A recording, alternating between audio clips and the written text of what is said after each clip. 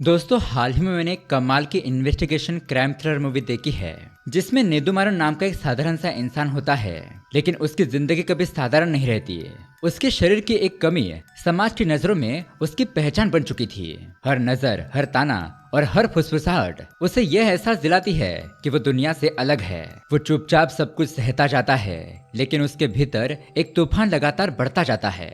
समाज का दबाव, अपमान, अकेलापन उसे ऐसे फैसलों की ओर ढकेलता है जिसकी किसी ने कल्पना भी नहीं की होती है। इसी दौरान शहर में लड़कियों की मौत की घटनाएं बहुत ज्यादा बढ़ने लगती है, तो पुलिस इस केस की इन्वेस्टिगेशन में लग जाती है, लेकिन बहुत छानबीन करने पर भी उन्हें कोई भी सुराग नहीं मिल रहा था। तो इसी टाइम पर नेदुमारन का पुलिस से कनेक्शन होता है और अब वो इस क्राइम को कैसे सॉल्व करता है, पुलिस की किस तरह से मदद करता है, यही देखेंगे हम इस कहानी में जिसका नाम है मथीमारन। दोस्तों इस फिल्म को डायरेक्ट किया है मंत्रा वीरा पंडित जी ने और IMDb पर मिले है इस फिल्म को 6.4 आउट ऑफ 10। ये एक बहुत ही इंटरेस्टिंग कहानी है जिसमें डायरेक्टर एक बहुत अच्छा मैसेज भी देते हैं। तो दोस्तों अगर आप हमारे चैनल पर नए आए हो तो वीडियो को लाइक करके चैनल को सब्सक्राइब जरूर कीजिए ऐसे ही कमाल के साउथ मूवीज देखने के लिए। तो चलिए शुरू करते हैं आज की कहानी। कहानी की शुरुआत में हम देखते हैं एक अनजान आदमी किसी लड़की को बहुत ही बेरहमी से मारता है। फिर वो उस लड़की के टुकड़े टुकड़े करके एक पैकेट में डालता है और वही आदमी इस पैकेट को ले जाकर नदी में फेंक देता है, जहां मछलियां उस लड़की के मांस के टुकड़े खा जाती है और ये सीन यहीं पर कट हो जाता है। अब उसके अगले सीन में हम एक बंदे को देखते हैं जो कि कुएं के पास अकेला बैठा होता है। इस आदमी का नाम होता है नेदुमारन। वो यहाँ पर हमें अपनी कहानी सुनाने लगता है। कहता है कि मैं उम्र के साथ तो बड़ा हो गया, लेकिन मेरी हाइट नहीं बढ़ी। मेरी इसी कमी की वजह से सब लोगों ने मेरा बहुत मजाक उड़ाया, पर मुझे उनकी बातों से फर्क नहीं पड़ा। आगे मैं अपनी जिंदगी जीने लगा। लेकिन अब वो यहाँ पर रोते हुए कहता है कि लेकिन फिलहाल जो मेरी जिंदगी में दर्दनाक घटना हुई है उसकी वजह से मैं पूरी तरीके से टूट चुका हूँ और अब मेरे पास जीने के लिए कोई भी वजह नहीं है। ऐसा कहते ही नेदुमारन उसी कुएं के अंदर कूद जाता है और दरअसल वो अपनी जान देने की कोशिश करता है। अब वो मरने ही वाला होता है, लेकिन तभी उसे अपनी बहन की याद आती है और वो किसी तरह से खुद को बचाते हुए उस कुएं से बाहर आ जाता है। खैर अब सीन चेंज होता है और अगले सीन में हम देखते हैं नेदुमारन अपनी बहन के दोस्त के पास आता है। वो यहाँ पर उस लड़की को मारने पीटने लगता है। हमें पता चलता है कि उस लड़की का नाम है वल्ली। नेदुमारन अपनी बहन की दोस्त को लाठी से बहुत मारता है और पूछने लगता है कि बता मेरी बहन कहाँ है। अब इस बात से हमें पता चलता है कि वल्ली को पता है कि नेदुमारन की बहन कहाँ है, लेकिन यहाँ पर इतना मार खाने के बाद भी वल्ली नेदुमारन से कहती है कि चाहे तुम मुझे जितना भी मार लो, लेकिन मैं तुम्हें उसकी लोकेशन नहीं बताऊंगी। अब दोस्तों नेदुमारन की बहन का नाम होता है मथी और अब नेदुमारन मथी की दोस्त के आगे हाथ जोड़कर हार जाता है।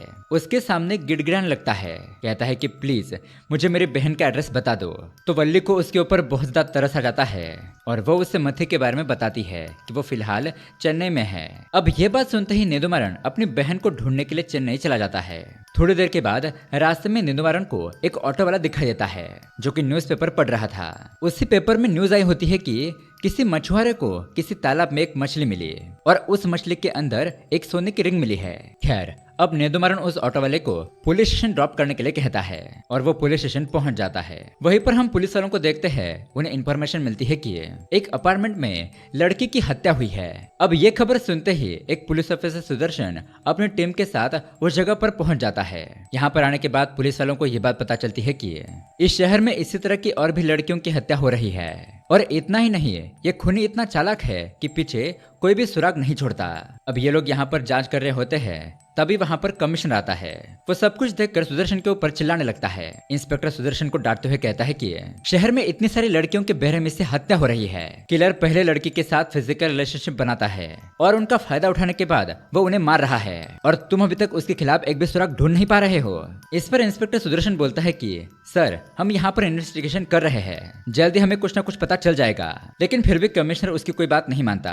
वो उसे और थोड़ा डांट फटकार कर वहां से चला जाता है। अब दोस्तों कमिश्नर के डांट खाने के बाद सुदर्शन को बहुत ज्यादा गुस्सा आ गया था और वो अपना यही सारा गुस्सा उस बिल्डिंग के वॉचमैन पर निकालता है। वो वॉचमैन के साथ गुस्से से रूडली पूछताछ करता है। कहता है कि बताओ तुम्हें इस मर्डर के बारे में क्या पता है और ये घटना हुई तब तुम कहाँ थे। अब वॉचमैन को भी ये बात अजीब लगती है। पुलिस की पूछताछ करने का ढंग उसे अच्छा नहीं लगता और वो उसे कहता है कि सर मुझे इसके बारे में कुछ नहीं पता। ऐसा बोलकर वो वहां से चला जाता है। खैर अब यहाँ दूसरे सीन में हम नेदुमारन को पुलिस स्टेशन में बैठा हुआ देखते हैं और यहाँ पर हमें नेदुमारन का फ्लैशबैक दिखाया जाता है। कहानी जाती है कुछ टाइम पहले। यहाँ पर हमें पता चलता है कि उसकी बहन मथी और वो जुड़वा भाई बहन हैं और उनके पिता एक पोस्टमार्टम है जो अपनी नौकरी से बेहद प्यार करते हैं। वो ईमानदारी से अपनी नौकरी करते हैं। अब बढ़ती उम्र के साथ एक दिन नेदुमारन के पिताजी इस चीज को नोटिस करते हैं कि उनकी बेटी मथी की तो हाइट बढ़ रही है लेकिन उनके बेटे की हाइट बढ़ नहीं रही। अब इसी कारण की वजह से नेदुमारन के पिताजी उसे डॉक्टर के पास ले जाते हैं। यहाँ जांच करने के बाद डॉक्टर उन्हें बताता है कि उनके बेटे को ड्वार्फिज्मा की बीमारी है जिसके कारण उसकी ग्रोथ हार्मोन्स रुक गए हैं। अब इतना ही नहीं, डॉक्टर नेदुमारन के पिताजी को कहते हैं कि आप अपनी बेटी मथी और बेटे को अलग अलग रखिए क्योंकि जब आपका बेटा बड़ा हो जाएगा तो वो अपनी बहन की हाइट को देखकर दुखी हो जाएगा।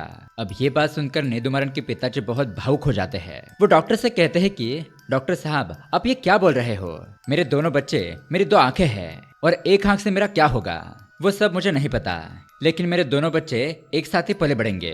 ऐसा कहकर वो अपने बेटे को घर ले जाते हैं। अब घर पर आने के बाद वो मथी से कहते हैं कि बेटा तुम अपने भाई का हमेशा ध्यान रखना। और उसी वक्त नेदुमारन अपने पिताजी से कहता है कि मैं भी अपनी बहन मथी को मरते दम तक अकेला नहीं छोड़ूंगा। अब उसके बाद हम देखते हैं कि नेदुमारन के साथ आगे क्या क्या होता है।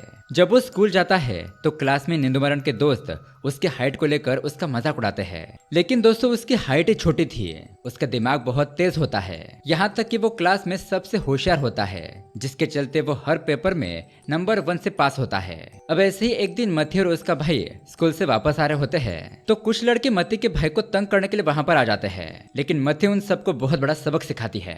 इसी के चलते मथी उन लड़कों को नेदुमारन के हाथों पिटवा देती है। तो दोस्तों यहाँ पर हमें पता चलता है कि दोनों भाई बहन हर चीज में एक दूसरे को सपोर्ट करते हैं और अब इसी तरह से उनकी स्कूलिंग खत्म हो जाती है। अब स्कूल के बाद नेदुमारन को तो अपने पिता की तरह पोस्टमैन बनना था और इसी के चलते इन दोनों भाई बहन को अलग अलग कॉलेज में एडमिशन मिलता है, लेकिन ये दोनों ही एक ही बस से कॉलेज में जाते हैं। फिर हम देखते हैं कि कॉलेज के पहले ही दिन नेदुमारन को उसके क्लासमेट बोना कहकर चिढ़ाते हैं और यहाँ पर भी उसकी हाइट को लेकर उसका मजाक उड़ता है। अब उसी क्लास में हम वहाँ पर प्रभा नाम की एक लड़की को देखते हैं और वो ये सब कुछ देख रही थी। उसे नेदुमारन के लिए बहुत बुरा लगता है, इसीलिए वो क्लास खत्म होने के बाद नेदुमारन से मिलने के लिए जाती है। वो उसके सामने अपने आप को इंट्रोड्यूस करती है, उसे अच्छे से बात करती है। अब प्रभा को देखकर नेदुमारन उसे कहता है कि तुमने मेरे साथ अच्छे से बात की, मुझे अच्छा लगा। मेरे माता पिता और मेरी बहन के अलावा सिर्फ तुम ही हो जिसने मेरे साथ नॉर्मली बात की है, बाकी सब लोग तो मेरा सिर्फ मजाक ही उड़ाते हैं। खैर अब इन दोनों के बीच में थोड़ी बहुत बातचीत होती है और यहाँ से सीन चेंज होता है। फिर हम नेदुमारन के पिताजी को देखते हैं। वो तो अपनी बेटी मथी के लिए एक नया फोन लेकर आते हैं, लेकिन ये देखकर मथी की माँ बिल्कुल भी खुश नहीं थी। वो अपने पति से कहती है कि लड़की को इस उम्र में फोन देना अच्छी बात नहीं है, लेकिन मथी के पिताजी इस बात को इग्नोर कर देते हैं और मथी को फोन गिफ्ट कर देते हैं। अब उसी दौरान हम देखते हैं टीवी में न्यूज चलती है कि एमएलए को किसी ने मार दिया है, यानी कि किसी ने उसकी हत्या कर दी थी और इसी के चलते सारे कॉलेजेस और स्कूल हंगामा होने के डर से बंद कर दिए जाते हैं। अब यहाँ पर दोस्तों पता चलता है कि नेदुमारन उस एमएलए को जानता था क्योंकि उसके पिताजी इस एमएलए के घर पर लेटर पोस्ट करने के लिए जाया करते थे। अब दूसरी तरफ हम देखते हैं पुलिस भी इस केस की इन्वेस्टिगेशन करना शुरू कर देती है। तो वही यहाँ पर नेदुमारन भी ठान लेता है कि वो एमएलए की मर्डर मिस्ट्री खुद से सॉल्व करेगा, उसके लिए खुद भी इन्वेस्टिगेशन करेगा। तो इसी के चलते वो सबूत इकट्ठा करने में लग जाता है। छानबीन करने पर उसे कुछ सुराग मिलते भी है। अब उसके बाद हम कमिश्नर को देखते हैं। वो एमएलए के घर पर जाकर कुछ पूछताछ करने लगता है, लेकिन अब इतने में ही नेदुमारन वहां पर आ जाता है। नेदुमारन ने अब तक जितने भी प्रूफ इकट्ठा किए थे वो कमिश्नर को दिखाता है। इसी के चलते वो कमिश्नर को बताता है कि सर मुझे एमएलए के एरिया के इलेक्ट्रिशियन पर शक हुआ है और इसी वजह से मैंने उसका पीछा करना शुरू किया और इसी दौरान मैंने चोरी छुप के उस इलेक्ट्रिशियन की कॉल रिकॉर्डिंग और बैंक अकाउंट डिटेल्स चेक किए, जिसके चलते मुझे ये बात पता चली कि उस इलेक्ट्रिशियन ने बैंक से एक बहुत बड़ा लोन लिया था और वही लोन वो पिछले 5 सालों से चुका नहीं पा रहा था, लेकिन हाल ही में उसने अपना पूरा लोन चुका दिया है। यही बात देखकर मुझे उसके ऊपर शक हुआ। फिर और ज्यादा गहराई में जाने के बाद मुझे उस इलेक्ट्रिशियन के कुछ बड़े राज पता चले। वो इलेक्ट्रिशियन इस एमएलए के पार्टी के एक दूसरे मेंबर के साथ मिला हुआ था और ये सब कुछ उनका ही किया है, जिसमें उन लोगों ने एमएलए के पीए के साथ मिलकर ये साजिश रची। उन्होंने इलेक्ट्रिशियन को पैसे देकर एक फिक्स टाइम पर पावर बंद करने के लिए कहा। पावर बंद होते ही एक साजिश रची गई जिसके चलते एमएलए को मार दिया गया। दरअसल उस एमएलए के पार्टी के दूसरे आदमी का ये प्लान था कि वो इस एमएलए को मारकर अगला एमएलए वो खुद बनना चाहता था। अब यहाँ पर नीदुमरन अपने सारे सबूत कमिश्नर को दे देता है और इस केस से जुड़े हुए सारे लोगों के नाम भी बता देता है। और दोस्तों अब ये सब कुछ देखकर कमिश्नर तो हैरान हो जाता है कि इतने छोटे आदमी ने कितना बड़ा कमाल करके दिखाया। अब ये सीन यहाँ पर कट होता है। फिर अगले दिन हम देखते हैं कि टीवी चैनल पर न्यूज चलने लगती है। सभी जगह पर नीदुमरन का नाम छा जाता है। हर जगह पर यही खबर चल रही होती है कि नीदुमरन ने एमएलए का केस सुलझाने में पुलिस की बहुत बड़ी मदद की है, जिस वजह से पुलिस गुनहगारों को पकड़ पाई। अब ये सब कुछ देखकर उसके गांव के सभी लोग और कॉलेज के क्लासमेट नीदुमरन की तो तारीफ करने लगते हैं। इतना ही नहीं दोस्तों, जो लोग उसका पहले मजाक उड़ाया करते थे, उसकी हाइट को लेकर हंसते थे, वो लोग अब उसकी इज्जत करने लगते हैं। अब उसके बाद हम देखते हैं नीदुमरन को प्रभा से प्यार हो जाता है और दरअसल प्रभा भी उसे प्यार करने लगी थी। लेकिन फिर भी ये दोनों एक दूसरे को अपने मन की बात नहीं बताते, अंदर ही अंदर डर रहे होते हैं। अब एक दिन हम देखते हैं प्रभा की दोस्त उसे कहती है कि तुम थोड़ी पागल हो गई हो क्या, जो तुम उस नीदुमरन से प्यार कर बैठी हो। तुमने उसकी हाइट देखी है, तुम ऐसे लड़के से प्यार कैसे कर सकती हो। अब इस बात पर प्रभा उसे कहती है कि देखो, मैंने उसकी हाइट देखकर उसे प्यार नहीं किया है, उसका दिल साफ है, वो एक नेक इंसान है और बस मैं यही इंतजार कर रही हूँ कि वो मुझे कब प्रपोज करेगा ताकि मैं भी उसे हाँ कर दूं। अब इसी दौरान नीदुमरन प्रभा को प्रपोज करने की कोशिश करता है, लेकिन हिम्मत नहीं कर पाता। लेकिन फिर से एक दिन हिम्मत जुटाकर प्रपोज करने के लिए प्रभा के पास जाता है, लेकिन इस बार भी घबरा कर वो डर के मारे कुछ नहीं कह पाता और घर पर वापस आ जाता है। जब नीदुमरन घर पर पहुंचता है तो वो देखता है कि उसके घर के बाहर भीड़ लगी है, उसके माता पिता रो रहे हैं। तो ये सब कुछ देखकर वो घबरा जाता है। अपने पिता से पूछता है कि क्या हुआ, आप रो क्यों रहे हो। उसके पिता उसे कहते हैं कि तुम्हारे बहन मथी अपने प्रोफेसर के साथ भाग गई। अब ये बात सुनकर तो नीदुमरन शॉक ही रह जाता है। उसे तो इस बात पर यकीन ही नहीं हो रहा था कि उसकी बहन ऐसा भी कर सकती है। उसकी माँ बोलती है कि सुबह हमें पता चला कि मथी प्रेग्नेंट है। देखो, हमने कितने लाड प्यार से मथी को पाल पोस कर बड़ा किया था, लेकिन उसने हमारे प्यार का ये सिला दिया। अब बहन के भाग जाने की खबर सुनकर नीदुमरन टूट जाता है, पर वो जैसे तैसे करके अपने माता पिता को संभालता है। लेकिन उसके माता पिता को इस घटना से बहुत बड़ा सदमा लगा था। नीदुमरन के माता पिता इस बात से बहुत ज्यादा परेशान हो जाते हैं और दोस्तों वो खुदकुशी करने की कोशिश करते हैं। नीदुमरन जब घर पर वापस आता है तो वो देखता है कि उसके माता पिता ने फांसी लगा दी है। वो तुरंत ही उन्हें बचाने की कोशिश करता है, लेकिन उसकी हाइट कम होने की वजह से वो रस्सी काट नहीं पाता और उसके सामने ही उसके माता पिता की जान चली जाती है। ये सब कुछ देखकर नीदुमरन फुट फुट कर रोने लगता है और अब इस घटना की वजह से वो और भी ज्यादा टूट चुका था। अपने माता पिता को गंवाने के बाद इस दुख में वो खुदकुशी करने का फैसला करता है और इसीलिए वो उस कुएं के पास गया था जहाँ पर उसने जान देने की कोशिश की थी। दोस्तों ये वही सीन होता है जिसे हमने मूवी के स्टार्टिंग में देखा था। अब यहाँ से कहानी आती है प्रेजेंट में। जैसा कि हमें पता है नीदुमरन अपने बहन को ढूंढने के लिए चेन्नई आया है। अब वो यहाँ पर एक पुलिस ऑफिसर का वेट कर रहा होता है और यहाँ हमें पता चलता है कि वो ऑफिसर और कोई नहीं बल्कि प्रभा है। जी हाँ दोस्तों, लेकिन यहाँ पर बात ऐसी हो जाती है कि प्रभा उससे मिलने नहीं आती है, क्योंकि कॉलेज के दिनों के बाद नीदुमरन ने उससे कभी भी दोबारा मिलने की कोशिश नहीं की थी।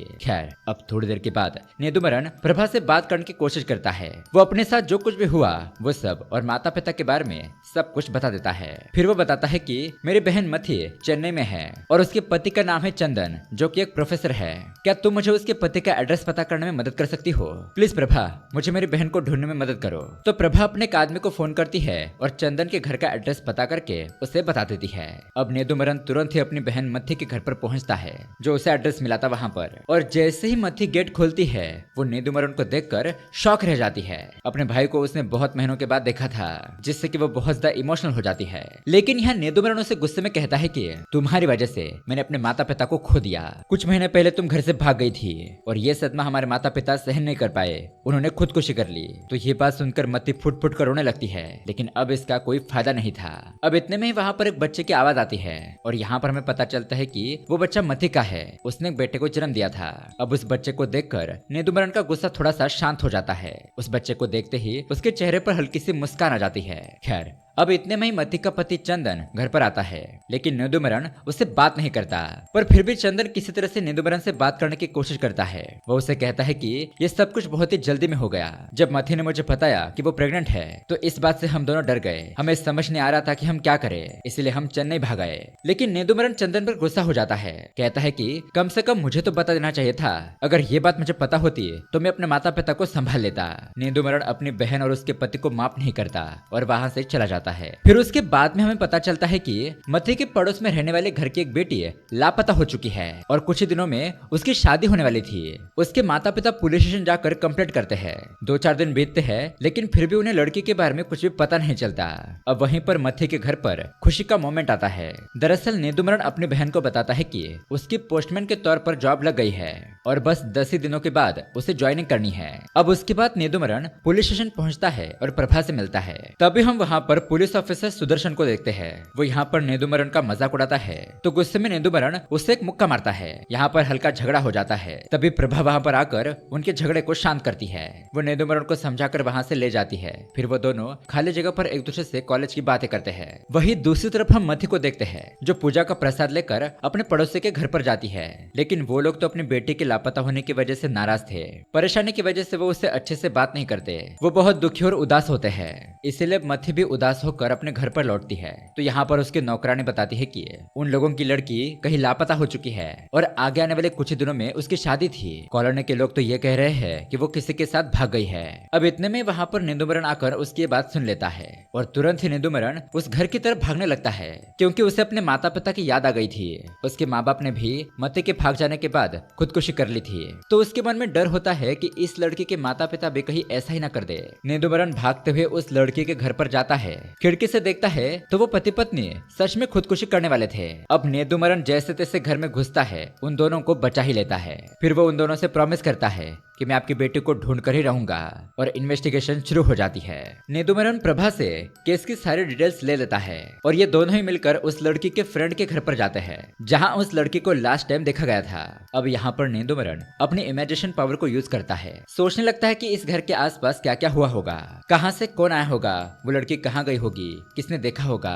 अब तभी वहाँ पर एक आइसक्रीम वाला दिखाई देता है जो हर रात कॉलोनी के पास से गुजरता है। नेदुमरन उसके पास जाकर पूछता है कि क्या तुमने किसी लड़की को देखा या फिर कुछ अजीब सी बात नोटिस की थी।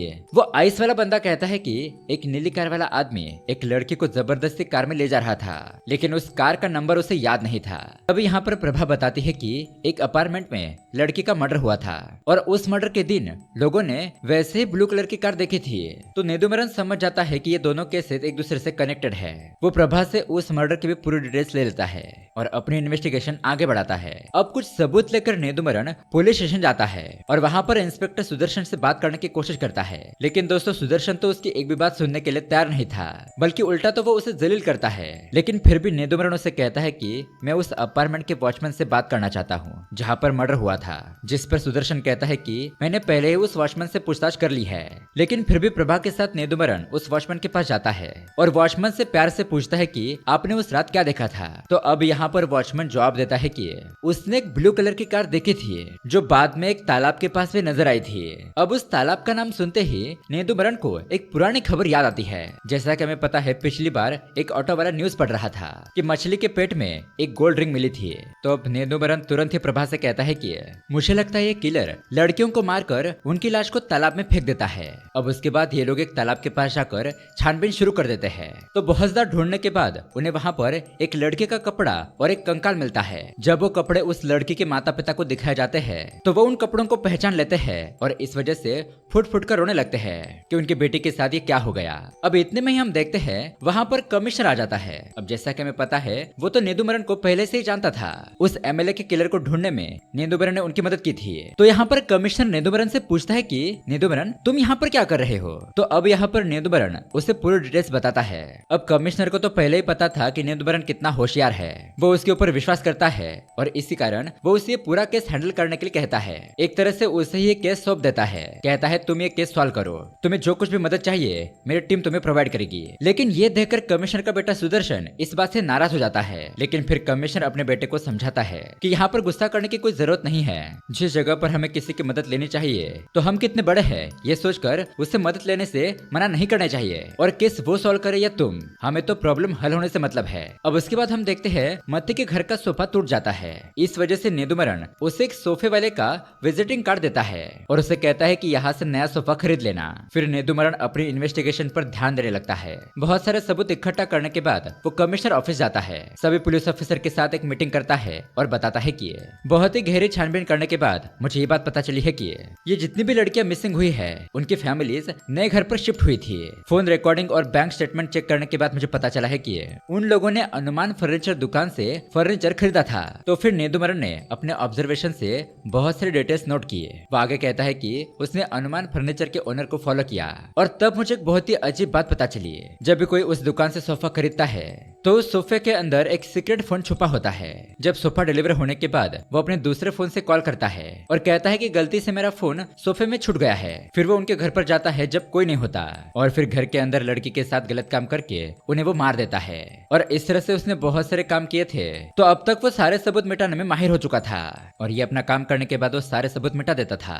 अब नेदुमरन की ये सारी बातें सुनकर यहाँ पर पुलिस वाले तो बहुत ही हैरान हो जाते हैं। खैर अब दूसरी तरफ हम देखते हैं अनुमान मथी के घर पर पहुंचता है क्योंकि मथी ने तो नेदुमरन के कहने पर अनुमान की दुकान से सोफा मंगवाया था। और दरअसल दोस्तों यहाँ पर आता है एक बहुत बड़ा ट्विस्ट। दरअसल नेदुमरन को अनुमान के ऊपर पहले से ही शक हो गया था, इसलिए वो तुरंत ही मथी के घर पर पहुंचता है। वो अनुमान का पीछा करने लगता है और इन दोनों के बीच में यहाँ पर बहुत ही खतरनाक फाइट होती है। अब नेदुमरन छोटा था लेकिन फिर भी वो अपनी पूरी ताकत लगाकर उसे भिड़ता है और इतने में वहाँ पर पुलिस की टीम भी पहुंच जाती है और पुलिस वाले तुरंत ही अनुमान को अरेस्ट कर लेते हैं। उसके बाद हम देखते हैं जेल में अनुमान से पूछताछ की जाती है तो उस आदमी के पास से पुलिस को वही गोल्ड रिंग मिलती है जो कि मछली के पेट में मिली थी। अनुमान पुलिस को बताता है कि ये सब कुछ मैंने अपने पार्टनर के साथ मिलकर किया है। लड़कियों के साथ गलत काम करने का प्लान मेरा था लेकिन जिस लड़की की लाश तालाब में मिली उसे मेरे पार्टनर ने खत्म किया था। अब शॉकिंगली दोस्तों अगले दिन न्यूज में ये खबर आती है कि अनुमान ने जेल में खुदकुशी कर ली है, लेकिन दरअसल दोस्तों पुलिस ने उसे जेल के अंदर खत्म कर दिया था। लेकिन अब यहाँ पर उस गोल्ड रिंग को देखकर नेदुमरन को मथी की शादी की तस्वीर याद आती है और दोस्तों यहाँ पर खुलता है एक और बहुत बड़ा ट्विस्ट। उस तस्वीर में उसने ये रिंग चंदन के हाथ में देखी थी। तो ये बात याद आते ही नेदुमरन समझ जाता है कि उस आदमी अनुमान का पार्टनर और कोई नहीं बल्कि चंदन ही था। यहाँ पर एक और छुपी हुई बात पता चलती है। दरअसल चंदन ने अपने पार्टनर अनुमान को अभी तक ये नहीं बताया था कि वो शादीशुदा है और किस जगह पर रहता है, इसलिए अनुमान उस मथी के घर पर गया था क्योंकि उसे तो पता ही नहीं था कि ये चंदन का घर है। लेकिन अब यहाँ पर अपनी बहन के पति के बारे में ये जानकर नेदुमरन को बहुत बड़ा झटका लगता है। फिर वो चंदन से जाकर मिलता है, उसे धमकी देता है कि आखिरकार तुमने ये सब कुछ क्यों किया, तुम्हें तो इसकी बहुत बड़ी सजा मिलनी चाहिए। लेकिन चंदन उसे कहता है कि तुम मेरा कुछ नहीं बिगाड़ सकते, अगर तुमने मेरे साथ कुछ भी करने की कोशिश की तो तुम्हारे बहन विधवा हो जाएगी, सोच लो। इस तरह से चंदन उसे ब्लैकमेल करता है। तो अपनी बहन के बारे में सोचकर नेदुमरन उदास होकर वहां से चला जाता है। लेकिन दोस्तों तभी हम देखते हैं कि पीछे खड़ी थी मथी और उसने यहाँ पर चल रही सारी बातें सुन ली थी। उसे अपने पति चंदन का काला सच पता चल चुका था। अब अगले दिन हम देखते हैं ये तीनों ब्रेकफास्ट कर रहे होते हैं, लेकिन तभी अचानक चंदन खून की उल्टियां करने लगता है। तो यहाँ पर हमें पता चलता है कि मथी ने उसके जूस में जहर मिला दिया था। अब मथी फूट फूट कर रोने लगती है। नेदुमरन से कहती है कि भाई इस घटिया इंसान के लिए मैंने अपने माता पिता को खो दिया, प्लीज भाई मुझे इसके लिए माफ कर दो। अब नेदुमरन उसे कुछ नहीं कहता, बस उसे शांत करता है, संभालता है। अब इतने में ही हम देखते हैं कि इंस्पेक्टर सुदर्शन वहाँ पर आ जाता है। यहाँ पर जो कुछ भी हुआ उसे सब कुछ पता चलता है, लेकिन फिर भी वो मथी को अरेस्ट नहीं करता। वो उन्हें तसल्ली देता है कि तुम चिंता मत करो, मैं इस केस को संभाल लूंगा। अब कहानी के एंडिंग में हम देखते हैं कि मथी और नेदुमरन अपने गाँव वापस लौट जाते हैं। यहाँ पर मथी अपने स्कूल में टीचर के तौर पर पढ़ाने लगती है और नेदुमरन अपनी पोस्टमैन की नौकरी करने लगता है। और इसी नोट पर यह कहानी यहीं पर एंड हो जाती है। तो दोस्तों ये कहानी आपको कैसी लगी हमें कमेंट करके जरूर बताइएगा। साथ ही ऐसे ही अमेजिंग मूवी देखने के लिए हमारे चैनल को सब्सक्राइब जरूर कीजिए। मिलते हैं अगली वीडियो में। Keep watching.